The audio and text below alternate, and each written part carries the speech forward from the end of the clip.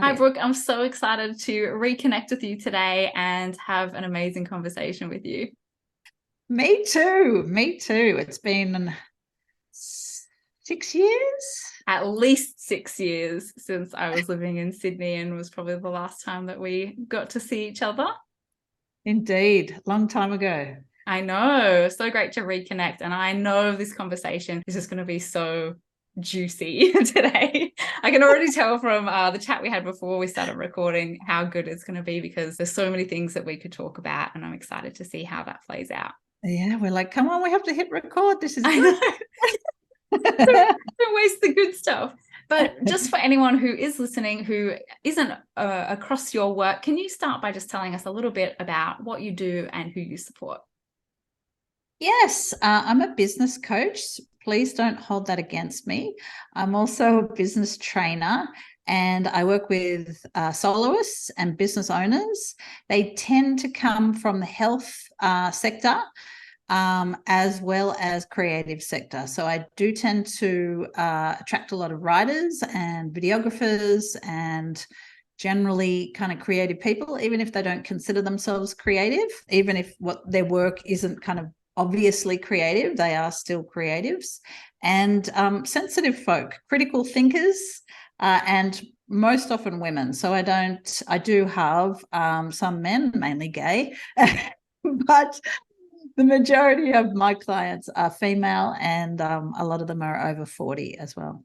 Now, you said don't hold that against me. So that actually brings me to a question that I really like to ask. What is it Yeah. about the work that you do and when maybe you started your business that made you want to do business differently from how others in your industry do it? How long have you got? So many things. And in fact, like I find it personally really motivating to look at other people doing a shockingly shit job of something. And I think, oh God, like I almost feel a moral obligation. You know, I can think off the top of my head at least 3 instances. There was one time I was just about to quit social media marketing. I found it, social media marketing training. I found it very hard work to deliver that. I found people got highly emotional. And I was like, I'm done with this. I'm too old to be teaching it anyway. You know, let the young kids teach this. And then I went to a business event. There were about 300 people in the room. It was one of those events where you know you're going to get pitched because the ticket's free or the ticket's cheap. Yeah. And they pack people in and they got the credit card machines out the back, you know, near the doors. And the guy, I wasn't paying much attention when I booked it, but it was all about social media marketing. And the guy, who shall remain nameless, was standing on stage giving the worst, most unworkable advice to a room full of small business owners that I kind of felt morally obligated to keep going. I have to say, when you just said that, I was like, I have definitely had periods like that for sure. Yes. Yeah. And a compliment that I get a lot from clients is that I'm honest. And I find that that's like a recurring compliment. I find that a really weird compliment. And it just makes me think, what the hell who are you interacting with? That, you know, I stand out as an honest person. Like it's just, there's some, yeah. Anyway. Yeah, you think that that should just be a standard, and the fact that that's something that stands out to people Surely. says Yeah. a lot. Yeah. Absolutely. This should be like the bare minimum. This should be the Yeah. price of entry is that you're honest, you know? So, Yeah, that's wild.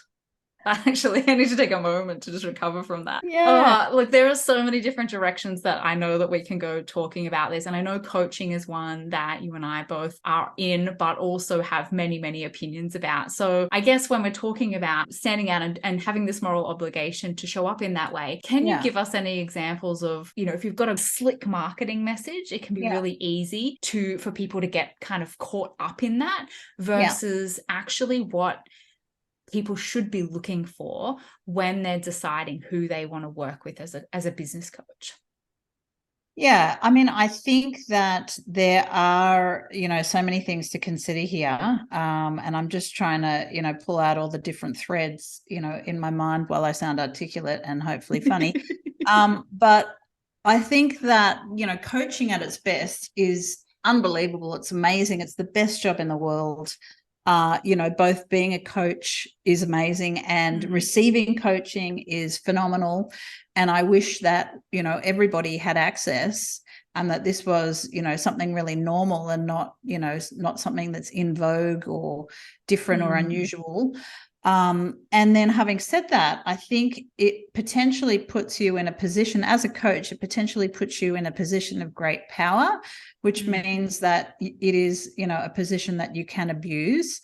And I don't know if you remember, but I did a religious studies degree and I studied cults at university. Yes. And I also accidentally joined a cult. Good news, they were very lovely 70s, free love and mung beans kind of cult. So it was a lovely experience. Not a Kool-Aid cult. No, not one of those weird cults. Apart from all of the, the meditation, the full moon and all that kind of stuff. It was a tantric Hindu cult for those who are interested. And the guru was from Calcutta. He died in about 1990. Anyway, point being is it made me kind of very, very sensitive to abuse of power. And, with the benefit of hindsight, the wisdom of hindsight, I think I've been scared of my own power and scared of my own leadership. And for many years, when I felt like clients and others were looking up to me or respecting me, it caused this weird reaction in me whereby I really didn't like it. Yeah. I think it's always really useful not to put anyone on a pedestal, because we are all normal slobs. We are all human, and being a coach doesn't make you some kind of Buddha. I think that's a popular misconception, that, because you're a coach, you somehow have all your shit together and you never feel jealous and you never get angry and you never say things you regret. And that is far from the truth. Yeah. It is, sometimes a bit of a minefield. And, I have a big screening process. Normally by the time I get on a sales call with somebody who wants one-to-one coaching, they've filled out 2 different forms. And then, during that sales call, I'm vetting them, so to speak. This is not a very nice word, is it? I'm trying to find out, I'm trying to feel into, are we a good fit personality-wise? Will you get an excellent return on investment?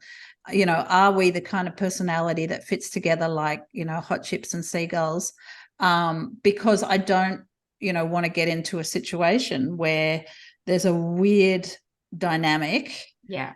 And to learn from experience, sometimes hard experience, what personality types and go well with my personality type and what personality types don't. Because how I approach business is I want my clients and myself to be a mutual admiration society of 2 equal consenting adults who are both bouncing off each other's, ideas and energy, and are both kind of benefiting. It's like a win-win relationship, and so, as a consequence, I probably turn down more people than I take on. And the other thing too is that I think one-to-one business coaching is expensive, and group business coaching is an excellent alternative that tends to be a hell of a lot more cost effective as well.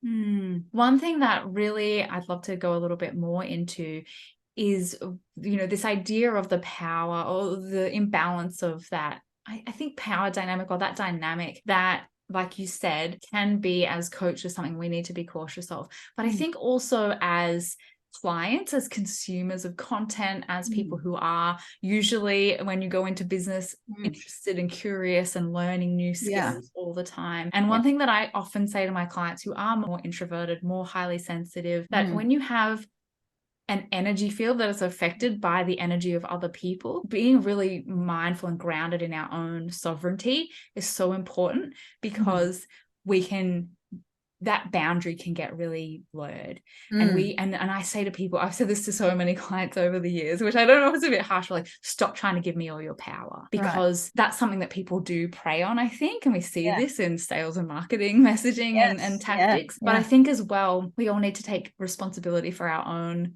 boundaries as well, and Yes. actually stop seeing people who maybe we think are making more money than us, or who have more followers than we do, or are our coach or someone that we're learning from. Yeah. Actually stop handing our power over to them, and be really mindful of that too.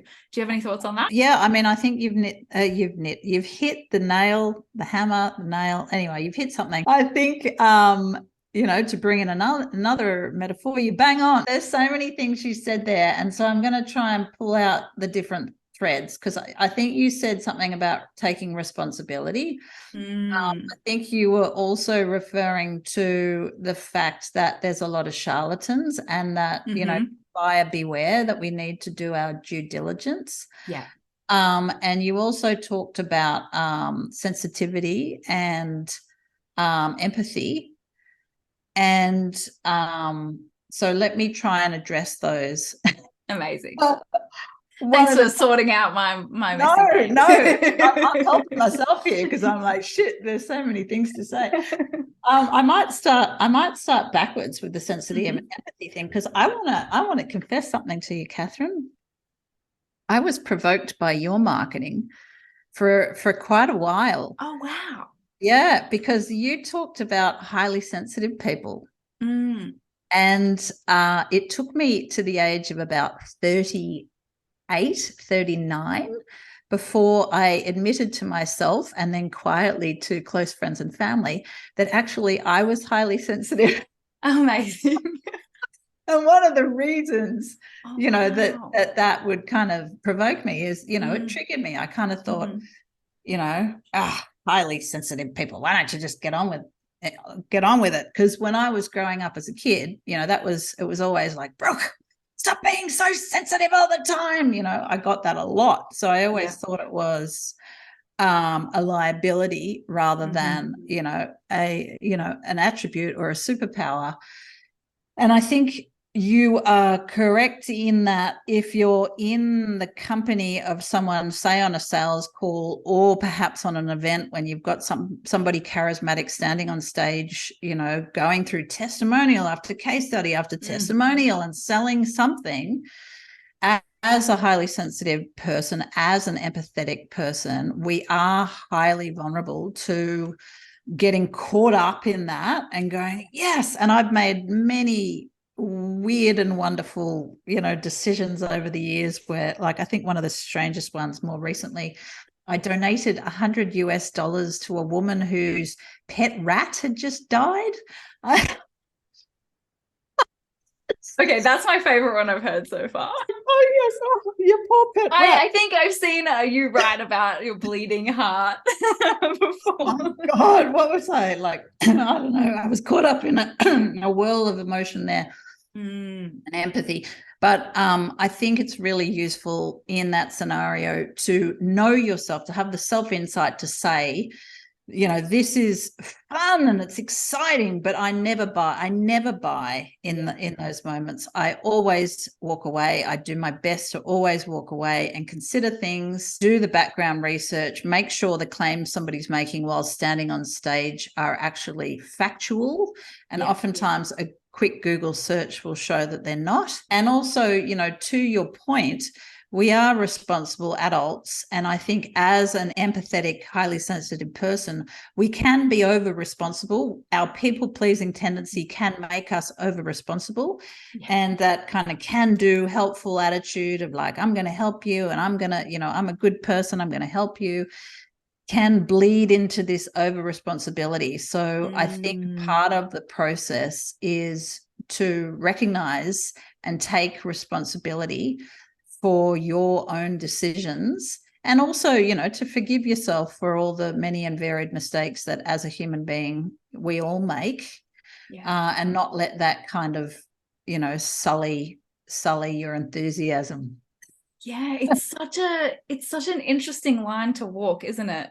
Because it's like when you said over responsibility, I felt that so deep, because I know that definitely has and does impact my business.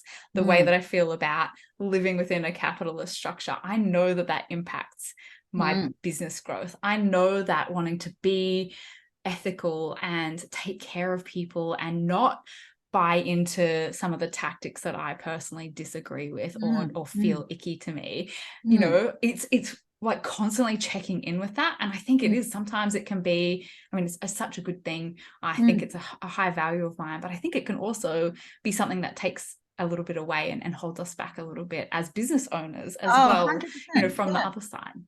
Yeah. And I think one of your first questions was, why do I do what I do? And, I immediately launched into the negative. But I think that, one of the big motivators is that there are a lot of very conscientious, highly thoughtful, deep and meaningful, thinkers and feelers, people that have decades of experience. Most of the people I work with have been at their craft for at least 10 years, if not more.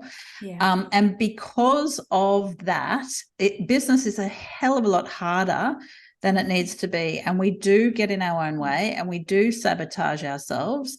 And, we do take too much responsibility sometimes for all of the best intentions. We can have the best and most pure of intentions to help people and save the world and all the rest of it. But what we're doing in the process is we're taking other people's agency away without realizing it. We're taking other people's agency away. And so, like, a quick example was a mistake I made a lot in my first years in business, which is assuming somebody couldn't afford me. I did this over and over and over and over again.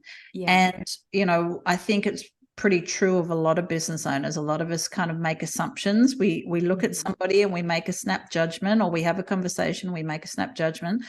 But by assuming that somebody couldn't afford me, I was taking somebody's agency away. And it's, with all the best of intentions, it's been proven to me over and over again ever since, how wrong I was. People are buying your services or not buying your services for many and varied reasons that have nothing to do with how much money they have in their bank account. Yeah, absolutely. Thank you so much for saying that. That conversation has happened maybe 3 times in the last couple of weeks in my Emerge and Expand membership. And it's so nice to have somebody else say it in a different way, because I hope that if something didn't make sense the way I was saying it, that what you've just said there really hits home for that, because you're absolutely right. At no point should we be doing anything but showing up in the best interest of the work, the business, the work that we're here to do, and hold space for that client or those people that we're supporting in some way. And it is never our responsibility to project anything of ourselves or our own mindset onto anybody else. This is one of the ways that we make business way harder than it needs to be. We spend so much time letting other people squat in our brains. We spend so much time with energy vampires who suck, our life force from us, and do so in very kind of subtle ways. I remember having a relationship. I was fairly young. I think I was only about 17. And I remember entering the relationship and feeling pretty good about myself. I was like, I'm rocking at life. I was 17. That was the best year of my life. And I exited the relationship 18 months later. And I had all these, these feelings and these perceptions of myself. And about a year passed, which I think is, a normal period of grief, maybe getting a relationship. And I was like, you know what? Like, these were introduced, and they were introduced very subtly. They weren't introduced in an obvious way, Yeah, that is a really great point. And that kind of makes me want to swing back around to the online space, because I think not only is that who we're spending time with and who we're in community with in our businesses, which can be, when you're a solopreneur, it can be something that is very lonely and you spend a lot of time on your own. And so finding places where you can connect with people who are kind of on a similar journey to you is so important. But finding people who are adding and contributing to your growth and your expansion versus those little leaks. But then also the part that the online space and social media plays in that, where it could just be following people who you don't even realize are creating that in yourself. Do you have any thoughts or tips on how to navigate that without, a year and a half passing before you realize, like, oh, this person has been actually sending me in a different direction that I didn't even realize, that by following them and being influenced by their decisions has actually made me have a business that I don't really like anymore? Yeah, look, I think we tolerate a hell of a lot more online than we would tolerate face to face. I think if, we're in somebody's company, if we were to invite somebody into our house and they behave the way that some people behave on social media, we wouldn't tolerate it. And it would be easy to spot, and we would hopefully politely ask them to leave. Having said that, there's also this weird human phenomena of watching a car wreck, when you're driving past the car wreck and you want to watch it. So, you see some social media influencer that's, having a rant that is going to destroy their career. And there is something inherently watchable, about that. We all kind of crowd around. But it absolutely, this stuff absolutely definitely has an effect on your mood. And I think the thing that we need to appreciate, well, there's kind of 2 points that I want to make. And I think they sound a little bit contradictory, but I don't think they're contradictory. I think they're a bit of a paradox rather than a contradiction. The first is that I think you can tell a lot about a business through social media. I think you can trust your intuition. You can trust your emotional intelligence, your interpersonal skills. I've just started following this business, which is rather big and successful. And, within a couple of weeks, I'm ready to unfollow because they're talking about they're the world's best. If you're going to tell me that you're the world's best, or that you're Sydney's only, or that you're Australia's favorite, forget about it. You're lazy. I'm not following you. Like, it's boring. Boring marketing, it's vacuous promises. So you can tell a lot through social media as to the personality, and you can trust that. And could be a contradiction, but I don't think it is. You're only, of course, getting some of it. You're only, of course, seeing what they want you to see, and that's what the insight is, right? Because you can tell the personality, because you can tell what they want you to see, and you can tell how they want you to perceive themselves. And having said that, so much of it is impersonal. So much of it is impersonal. So I think about my family. I come from a long, rich history of cynics and skeptics. My father was, he's one of the most cynical people I know, and he's an old journalist. And so we'd watch news readers. If you're with my family, we're all very loud and we're opinionated, and everybody's kind of talking over everybody. And highly sensitive, which is a terrible combination. Very argumentative and constantly having your feelings hurt. Yeah, my dad and I, that's basically my relationship with my dad. Good, I'm glad it's not just us. Loud and sensitive and opinionated. Sometimes on the same side, sometimes on opposite sides. It's messy. Well, I tell you what, you're watching television with my family, and the news commenter, the news compare comes on, and the newsreader starts talking about whatever. Everybody will lay into the hair or the makeup or the clothing or the whatever, they'll just be, brutal. Yeah. And does it mean anything? No, it means absolutely nothing at all. Now, that person you're reading the news might be the best and most amazingly, person ever. How would we know? We don't care. We're making a quick snap judgment that has absolutely no weight behind it. So the point I'm trying to make is, do not derive your self-esteem from the internet. Do not use social media as your unpaid psychologist, because it's only going to end in tears. Yeah. The people that know you intimately are probably 4 or 5 people at the most. If somebody jumps on your social media and makes a hurtful remark, it's not meaningful. It doesn't need to have a story behind it. Yeah, that's such a great point. Thank you so much for saying that. And I think because that's something that really does hold people back from posting. And when we see that, especially I think Instagram is probably one of the worst offenders of this, it really did become the platform of curating what your life looked like. And that becomes a way that you position yourself as an expert, and the way that you position your lifestyle brand. Do you have any thoughts on how to just, I guess, protect yourself a little bit from that as a business owner, but also how to show up while you're navigating the human messiness and wanting to share your work and your message, support people in how you do in your business, but in a way that is real, without the airing all your dirty laundry? I think Brene Brown says that we are all authentic. We are just either choosing to, display that in the world or not. Mm. And I guess I don't really, you know, back to that honest compliment, I don't really see an alternative to being authentic. Yeah. It has never, the story that you were referring to about the only kid wearing woolens at primary school, my mother sent me to, my mother is a real personality and she's had a massive influence on me. And when I was a kid, you know, she just never gave a shit about fitting in. And she sent me to kindergarten in a woolen jumper. Everybody else has got like the pullovers. And that was the least of it. You know, there was so much other things. There was like the apples. Everybody had chips and muesli bars. We weren't allowed chips and muesli bars. And she always said to me over and over again, my whole childhood, you know, don't let them put you in a box, Brooke. Don't let them pigeonhole you. Keep them guessing, you know, don't try and fit in. Like, it's the worst thing you can do is try and fit in. So I had that very positive influence and I never really tried. I never really, you know, and it's not always been, you know, roses. Sometimes I feel intensely lonely. Yeah. But when I'm putting marketing out there onto the internet, when I'm sharing stuff, and especially stuff I feel nervous about, especially stuff where I'm like, my hand's kind of shaking and I'm like, oh, you know, how will people perceive this? How will they receive this?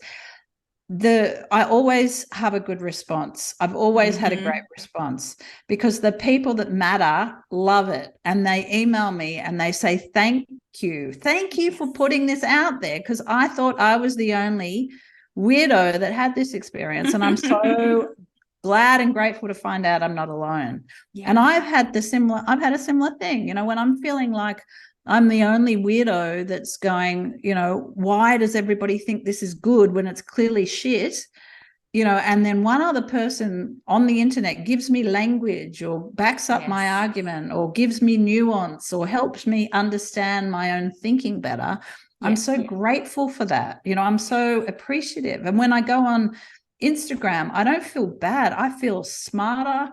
I feel challenged. I feel excited. I'm surrounded by, you know, interesting company because I've gone out of my way, you know, to curate that and to find people, to follow threads, to follow people and see who they're interacting with and understand, you know, what their ideas are. And you said something in your question. You said, you know, how do we show up and how do we show our work? And I think this is a big piece of it because we've been talking about, you know, the false, you know, the falseness of it all and the display and the performance.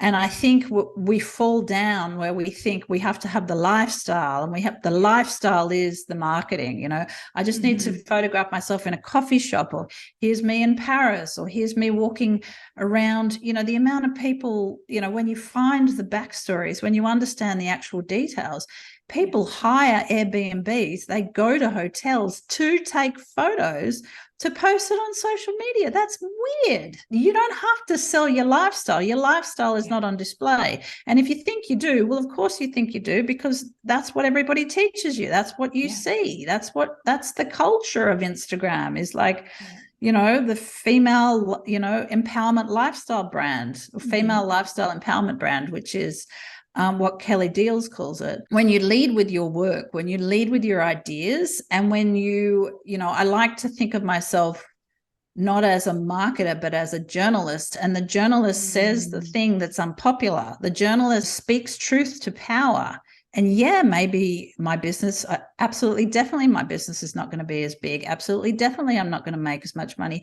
I don't give a flying shit. You know, I really don't, because it's more important that I feel good about myself and that I feel like I'm, you know, excited by my work and excited by my ideas than, you know, making another 100 superficial friendships online. And, you know, I think that like we have this weird idea. We look at other people and we go, oh, right, okay, so my life started when I started my business. And if the details of my background aren't relevant, I'm just going to like edit them out, and I'm going to make it palatable and easy to understand and really clean and consistent. Yeah. And that's not a human life. How you use those stories to bring that around to a message about using stories to Mm. communicate your message. Like, it's such a beautiful full Yes. loop. Yes, absolutely. And so I think if you're selling services, you're selling promises. If you're selling coaching or energetic healing, or, you know, something that is kind of intangible, you can't pick it up. It's not like a pencil where you can touch it and you can smell it and go, is this the kind of pencil I want? You know, is this the kind of price I want to pay for this concrete, you know, object? Yeah. You've got to use words, you know, and whether you use those words via podcasts or video or blogging or whatever really doesn't matter. Yeah. But you can't say, I've got this thing, it's great, you should buy it, you know, because we get that all day long and no one's going to believe it. It's easy to say, right? But you've got to do more than that. You've got to make something that's abstract tangible. And how do you make it tangible? Well, one of the best and easiest, most accessible ways of doing it is to color in the details, to use the senses, to talk about the woolen, you know, jumper. And you could probably imagine now, okay, I'm a kid, I hated woolen, I hated the feeling of wool next to my skin. When I say that to you, you're probably, you know, recalling and remembering that. In the Brisbane humidity, thinking about wool on my skin right now, it makes me itchy. 100%. And, you know, so I use music. One of the, you know, benefits of being a business owner is I get to impose my musical taste on other people. And I'll use, you know, music. I'll talk about songs because it brings that sense back. You know, all of a sudden I can hear the song. I can picture the year. I can picture the fashion. I can describe the food or the feeling, you know, in depth and detail and color. And then I can kind of help people kind of understand the transformation that I'm selling. That's the difference, right? That's the depth and the texture that comes through painting a picture versus being like a color by numbers. Like, looks kind of like everyone else. And the difference is you, really.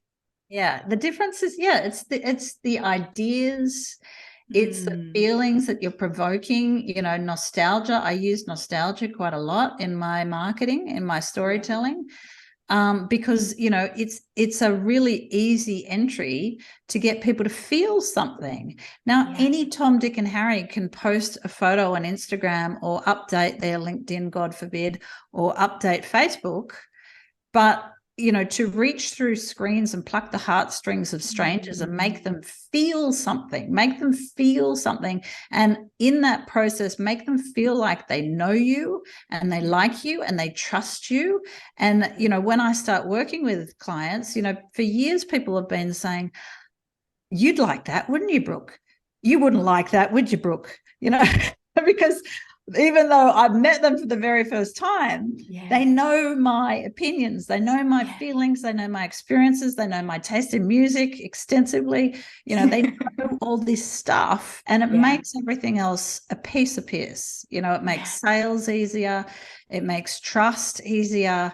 You know, you can shortcut the process of transformation because you're jumping straight over that know, like, and trust part, or not straight over, but, you know, you're moving through it quickly and getting to the good stuff quicker.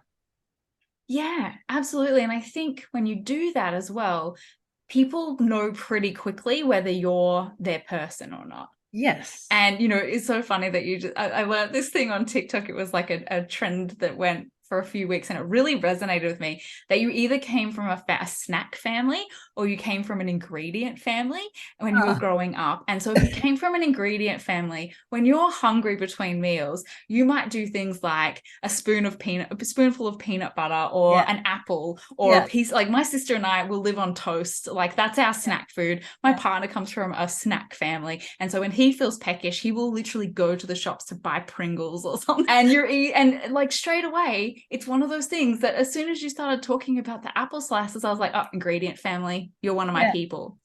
Right? But the things that we share about ourselves, the little pieces that we share, like, people have, this has come up a lot. He's always there, but only this week I've had 4 different people mention Grogu, Baby Yoda, in my chair there behind me. That's, I mean, not intentional because this is my room, but also it says pretty clearly, like Star Wars nerd, movie geek. Is that someone who's my person? And I think those things are that they add the depth that you can't really do in marketing and copywriting, like sales copy and SEO. Like they're the things that make us know, is this someone that I want to know better? Is this someone that I trust because they're an ingredient person and they know what it's like to grow up in a house with no snacks? Yes, whipping up a meal for lunch. You know, I'm hungry. What leftovers, something, you know. But yeah, I mean, I think it's very human to want to find your humans. I think it's really normal to want to bond with other people. And one of the ways that we bond with people is knowing and sharing the details, and also a little bit of, you know, vulnerability in that. You know, I don't ever want anyone to look at me and think, oh, she's never made any mistakes and it's amazing how much she gets done in a day. I will tell everybody who listens that I've got a wife, you know, and he's an awesome cook, or great. He drops the kids to school, picks them up every day. He, you know, he goes grocery shopping. You know, like we're in bed last night and I'm trying to be helpful and useful, and you know, and I'm like, would you like me to cook dinner tomorrow night? He can't stand it. He's like, no, I know exactly what we are eating, you know, and it's already organized. Amazing. Yeah. And of course, if I have this partner, I can get shit done because he's taking away all this other stuff I don't have to think about or worry about. So, you know, to think that you know, for somebody to look and say, oh, well, Brooke's prolific with, you know, all the marketing she does and the courses she delivers. Well, the reason that, you know, part of that is possible is because of this guy. So why the hell wouldn't I share that? Yeah, it's so interesting, isn't it? And I think that that's where you're really starting to see this. I hope it becomes a bigger trend of de-influencing, that it's like actually just being a real person, and that being more, you know, inspiring, permission to be also just a messy human, than this aspirational, you know, influencer lifestyle that maybe of a, hopefully, a previous era, that we're moving into something that's just actually just like, there's no power imbalance here. We're just people coming together and sharing ideas. And maybe I have some strategies or some tools that you haven't learnt yet, and I can share those with you if that's what you're looking for, versus the kind of tactics that we have become just so tired of seeing in the online space.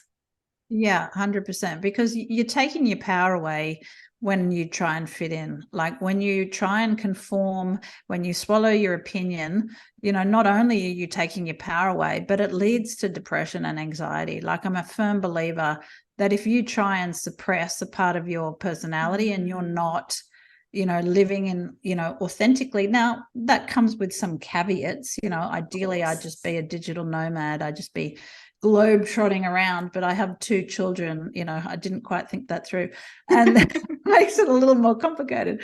But, you know, when we try and kind of cleave off parts of ourselves so that we can shove ourselves into somebody else's pigeonhole, it doesn't end well. It doesn't end well for our business because we look like everybody else. We become a commodity. People don't choose us. They just choose us because we're the cheapest and the most convenient, which is, you know, not a race that you want to win. And you know, we don't do ourselves any favors as well, because we're denying our truth. We're denying, you know, what we think and feel and believe, and we're suppressing that, and then it manifests in depression or anxiety. Yeah, absolutely. And I think as well, it also means that we don't then resonate with the people who are actually our people, because we're trying, I mean, I used to notice this in Big Brother when I worked on that show back in the day, that the people who came into the house with an agenda and putting on a certain persona were either the ones that didn't last the longest, or they ended up just having an incredible breakdown at some point. And the people who usually lasted until the end and went on actually a huge journey of self-discovery were the people who went in as 100% themselves. And that was like such an amazing thing to learn in my early 20s, because I think it's really served me over the years as a content creator and an online business person. So and I guess it would have been particularly interesting for you because you would have seen the uncut stuff that nobody else sees, right? You're seeing like as it was happening. Wow, that such a groovy job. Look, at 3 o'clock in the morning when you're watching people sleep, not so much. But definitely taught me some life lessons for sure. Oh my goodness. I could literally talk to you forever, and it has been so wonderful to connect with you. And I know that there are probably 60 other conversations we could have had today, but I genuinely have just loved every second of this. And thank you so much for giving so much of your time today. For anyone who would like to connect with you further, all of the links will be in the show notes. But can you also just maybe share what the easiest way or the quickest way for someone who wants to connect with you is? Sure. And thank you so much for having me, because it's been a lot of fun, and I've enjoyed all these multi-layered questions as well. It's my great. coffee-addled brain. Wonderful. And it's really fun kind of pulling back all the layers, you know, 'cause I know that you're somebody that likes to go deep, which is great, because life's short. Probably the best way would be my website, hustleandheart.com.au, or Instagram is my favorite. I'm trying to spend more time on TikTok and post on TikTok, but yeah, I'm feeling very old. Yeah. Well, thank you again. I hope that we can connect again really soon as well. Yes, let's.